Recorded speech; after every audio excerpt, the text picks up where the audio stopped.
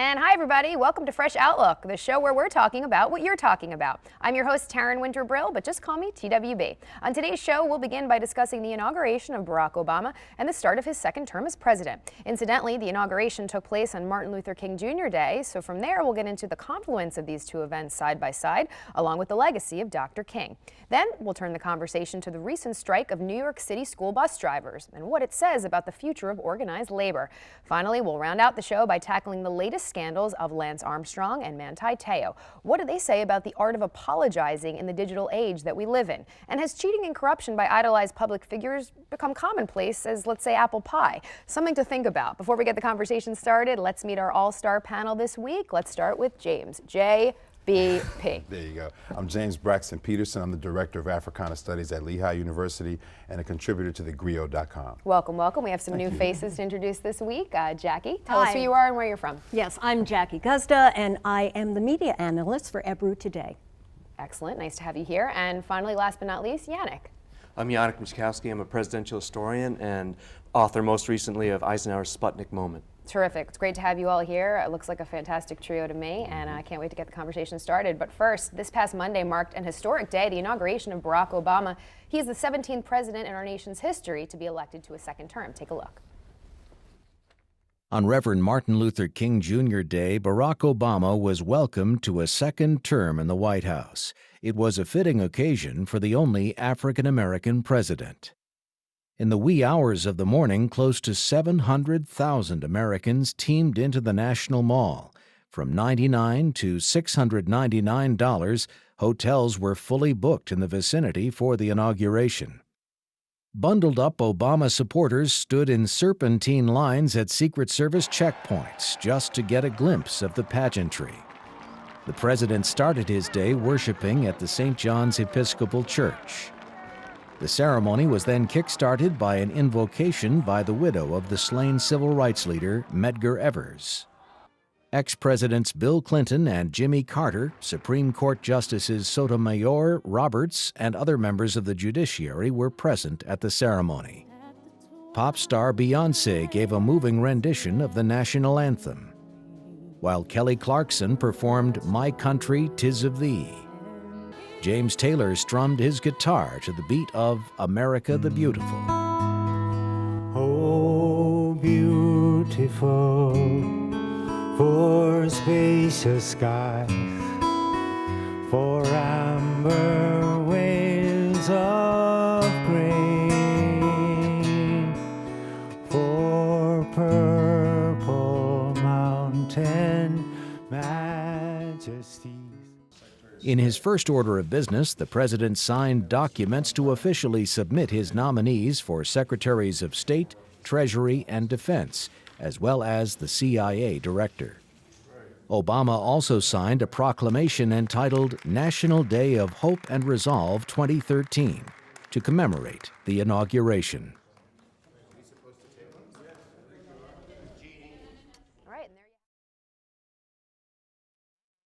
What say they? Favorite moments, thoughts, general reaction to what we saw? James? It was a tremendous moment. I mean, I was there all day Sunday. I wasn't there Monday for the inauguration, but on Sunday, I walked from my hotel in D.C. to and through the sort of Monument Park and went to the MLK Monument. Mm-hmm. Thousands of people were there. The energy in D.C. was electric. And so we get so cynical when we look at politics from the outside, and we get so critical sometimes of the presidency and in the administration. But the energy in D.C. at that moment was really, really powerful because the intersection of Dr. King's legacy and the re-election of the first black president is really an amazing moment for this entire country, and you could feel that in the air in D.C. I'm curious our thoughts when you compare the first inauguration to the second. Was this a different Obama up there? Jackie, what do you think? I think that this was a freer Obama up there. Okay. Yeah. Don't you think? What do you mean by that? That he was free to say what he needed to say, what he wanted to say this time. You know, the theme, Chuck Schumer, was kind of like the MC. Yes. How did he get that job, by the way? Oh, he was what, chairman of the inaugural committee. Right. So he gets that job. Okay. Yeah. But what he did is he said that the theme was faith in America's future. Right. And I didn't feel that. I felt that the theme was we the people. Wow. Really? And I was really happy to hear that. I mean, my favorite line, there are a couple of favorite lines, but my favorite line was from Seneca Falls to Selma, Yes. right, to Right. Give Stonewall. me the history Right. of all the social movements that include Sure. this. And it is we the people, though, right? Because this is a more inclusive America that Obama's talking about. Right. But I love the historical references, too. I like that too. This actually was the first inauguration where a president discussed openly the cause of gay rights, Yep. which to me was a highlight, just sort of epic in my Amazing. opinion. Yanek, what do you think? Well, that was a very important line about Selma and Stonewall and Seneca Falls, because it put gay rights on a moral equivalency with two other great rights movements in American history: women's rights and African American rights, the civil rights movement. So it was quite a moment for the gay rights movement, and that may very well end up being one of Barack Obama's premier legacies as president. A lot of people say this speech was a little too partisan. He was pushing his agenda. It wasn't about national unity. I mean, I thought he was pushing his agenda, but I don't think there's anything wrong with that. I think this is a president who realizes that there's two sides of the aisle. When back in 2008, he thought he could really bring them together. I think he's acknowledged the fact that he can't, and we need to reason, and we realize there's differences, and let's do the best we can. I don't think he's trying to say that I can bring them together. Well, it didn't sound partisan to me, but maybe that's because I agree with him. Right? At the end of the day, this is one of the more progressive speeches that we've seen. I think in his second term, he has the right to push back against the kind of obstructionism that he had to incur throughout the first 4 years. But again, at the end of the day, just moving forward, that's why the historical piece to link all those civil rights movements together is so important. Right. Because looking forward, this is the new America. Right, gay folk, women, people of color. That's why linking those civil rights movements together is really, really important, because the future of America, in fact, the folk who re-elected this president are now going to become the demographic that controls this country. Okay. Yeah, I totally agree with that. I mean, I thought it was fabulous. What I found out is that people who liked his message loved the speech. People who did not like his message, It's the most liberal Right. speech in the Well, world. you gotta love McCain, who say he pushed his agenda too much. I wish he would have, discussed us working together more. It's like whatever Obama says, he says the opposite. If he would have done, it's just that's nonsense. not even his agenda, really. I mean, he's representing an agenda of a coalition of people that a lot of people in this country are not realizing this, but they have emerged as the demographic of choice here, right? And this is people of color, this is young women, this is gay folk, lesbian folk. This is a broader coalition than we've ever seen in the Democratic Party, and those are the issues he put on the table. Right. And you know what else I thought was quite important is that, they're talking about coming together, working with both sides. Right. However, look at those people who were at Seneca Falls. Yeah. They weren't trying to work together with the people who were trying to deny their rights. No. They had to say, look, there's a wrong and there's a right, and we're going to try to work for a right. Same thing as Selma. That's right. Same thing as Stonewall. Yeah. Right.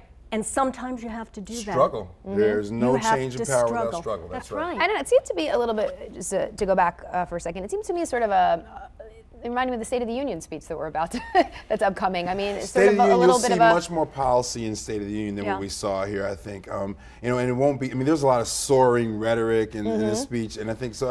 I think we'll see, hopefully, a little bit more details, especially around things like climate change, making sure we draw down that war in Afghanistan. Hopefully, we'll see a little bit more detail and policy-oriented stuff in the State of the Union, which will be coming up real soon. Yeah, I think you're right. Something, though, I was sort of scratching my head, this big hoopla. We're in a huge economic crisis. The deficit is out of control. I don't know if I necessarily agree with what took place. I mean, if you ask me, I think the inauguration should have reflected the times. I think it should have been scaled down. I think there's a lot of work to be done. There could have been a barbecue on the lawn of the White House. Jimmy Carter's not president. And it would have sufficed. I mean, why do they need to take a whole day? I mean, who's paying for this? This looks awfully elaborate. And I want to know, we have no money. We can't even breathe. We have no money. We're so underwater. Who's paying for this? Where does this money come from? Yanek, what do you think? Well, much of it comes from the federal government. I think the inaugural cost about $170 million, and a little over half comes from the federal government. A lot comes from private donations, though. Okay. And this time Obama was accepting donations from private corporations, but he still held off with lobbyists and special interest groups, and he removed the cap. Last time it was a $50,000 cap to contributions to his inaugural. This time it was unlimited. But the nation needs this kind of pomp and ceremony. It's an important day. It combines pomp and pageantry as well as seriousness. It was a solemn speech, as inaugural addresses are, and it's a foreshadowing. It sets the tone for his second term. But the nation needs to take a breather, step back after a campaign, and have some reconciliation. It's a good day for the president. It's a good day for Washington. It's a good day for the country as well. The world needs it, though, too. It's a statement to the world. I mean, this is, it's not, there are a lot of people around the world watching this, and so some of that pomp and circumstance that maybe we can't afford right now actually has the kind of symbolic significance that our presidency requires. Let's just segue for a second. A lot of people are talking about the Beyonce scandal. Did she lip sync? Did she not lip sync? Does it really matter? Jackie, you're shaking your head. Or are you Absolutely nodding? not. Okay, absolutely Who not. cares? What? Who cares? Who cares? Okay. I'm more interested in the $170 million that you just Right. You know? Oh, that. Okay. Yeah, I don't No. really care. Okay. either. I mean, I have to say, if we are just going to state our opinions, I don't think she should have been lip syncing. Kelly Clarkson didn't. James Taylor didn't. Why should she? And you know what? If you can't be live and you can't sing, then get someone else. I don't like that. I don't like a pre-recorded track. I think it goes against everything we stand for. I mean, like a pre-recorded track could be like an analogy for so much of this presidency if you choose to take that side. So therefore, Beyonce's choice then would have been a partisan choice. If you Have ask they me. proven that she was lip syncing yet? I thought they did. I thought they did. Have they? Yeah. Okay, Yeah. okay. And you notice she takes out her earpiece. Was that like all an act to make it look like just to add to it? But she will be singing live apparently at the Super Bowl. You want to take bets She'll now? redeem herself. No. Not on the game on There are always Beyonce. these little Yeah. controversies whenever anybody's caught lip syncing. I remember Ashley Simpson was caught lip Right, syncing sure. on That's Saturday right, Night yeah. Live, Career, yeah. and that was a media story. Yeah. So Yeah. it's something fun to look out, stirring a little Right. controversy. The president wasn't lip syncing, was he? Let's We hope hope not. not. Okay. Yeah, I do want to talk about for a moment, let's look ahead at his second term. I mean, how much time does he really have to make a difference? Some experts say he has 18 months because before you know it, you have midterm elections in the Senate 2014. It's right around the corner. Before we get into that, I do want to toss to another piece we have on Inauguration Day. Take a look. After a seemingly endless campaign, President Barack Obama won a second term. He's telling supporters he wants the nation to end its fractious political divisions. And in the coming weeks and months, I am looking forward to reaching out and working with leaders of both parties to meet the challenges we can only solve together. Reducing our deficit, reforming our tax code, fixing our immigration system, freeing ourselves from foreign oil. We've got more work to do. Obama is looking to win GOP support that may be a hard-fought victory. Republicans in the House have made it clear they won't yield ground to the Democratic political program. In these deeply polarized times, I don't think political capital exists. Certainly, Republicans showed no respect for the capital he presumably earned as a result of his stunning and overwhelming victory in 2008 elections. To a person, Republicans opposed him on virtually everything he tried to do. Post-inauguration, Obama is expected to focus on immigration reform and gun control. Critics say Obama runs the risk of overreaching when he should be building Republican bridges. So I don't think this president will get any honeymoon at all, because we have the debt ceiling, we have the continuing resolution on the budget, we have military cuts, we have entitlements to deal with. So this president has a lot on his plate, as does our country, so I don't think there's any room for a honeymoon. Obama and Congress must agree by the end of March on increasing the $16.4 trillion debt ceiling. Obama has vowed not to negotiate over the debt ceiling, demanding that Congress raise it without drama. Again, I just want to reiterate, I think that his speech was more about his agenda and not unity, because I think it reflected sort of 4 years of impatience and frustration, and he knows what's ahead, given what he's gone through. That said, let's look ahead at this second term. A lot of people discuss this notion of the second term curse. Yanek, what do you think? What do you think's ahead? Well, traditionally, second terms are sort of a double-edged sword for presidents. A lot of presidents get mired in scandal. If you look at second terms, Watergate for Nixon, Iran-Contra for Reagan, Monica Lewinsky, and impeachment for Clinton. But the other side to that equation is that the second term allows a president to cement his legacy. And a good way to judge presidents is just the conditions that the president inherited versus when the president leaves office. And Barack Obama had 2 wars, the Great Recession. That's quite a difficult combination. If he leaves his term with the classic 3 P words, peace, prosperity, and progress, Excellent. he could bid well to having a successful legacy as president. Is he on that road, do you think? He's wound down the war in Iraq, and he's winding down the war in Afghanistan. One thing that was notable about his inaugural address is he paid very little attention to the economy, which is one of the defining moments of his first term. There was a line about we're in an economic recovery. So I think he's looking ahead already past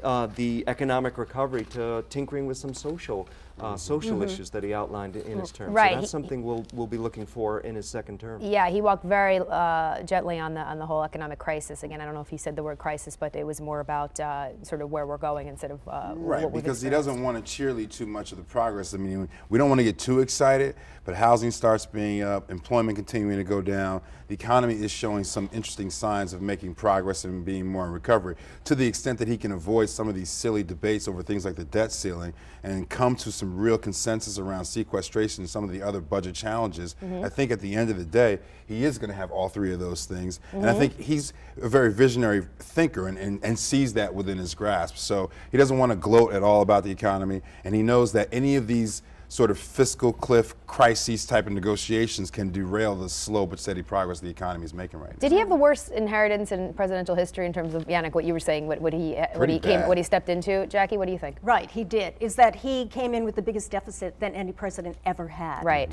You know, and he actually improved it. Yeah. He actually improved it. So, but I think he's going to have a tough time, because just the other day Boehner came out and said, look, use the word annihilate, that Barack Obama is trying to annihilate the Republican Party. So They're trying to annihilate themselves. I mean, exactly. I think they're doing a pretty good job of annihilating themselves. The Republican Party has a lot of work to do. They need to wake up. Speak to the American people with their principles, without the kind of hatred and the kind of negativity towards women Vitriol, that they showed. In this. And I think there's people in that party that can do that. I think the governor of the state of New Jersey is great for that. I think we love him. Right. I mean, I don't love him, how but I think he is a new Republican leader that can help them get back How on long track. before, I mentioned these midterm elections right around the corner, that's going to take center stage. How long until we're really discussing the 2016 election? I don't think we're that far off from They're really already talking about they are. 2016. But really where it's really dominating.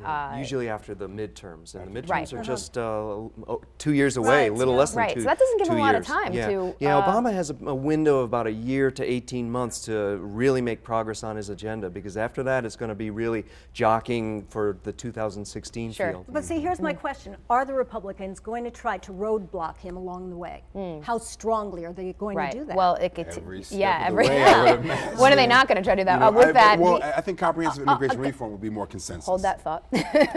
We have to go to break. When we come back, we'll continue the conversation about this. But it turns out the inauguration of President Obama actually took place on Martin Luther King Jr. Day. Up next, we're going to discuss the significance along with the symbolism of these two events overlapping, along with the legacy, of course, of Dr. King. You're watching Fresh Outlook. Stay with us.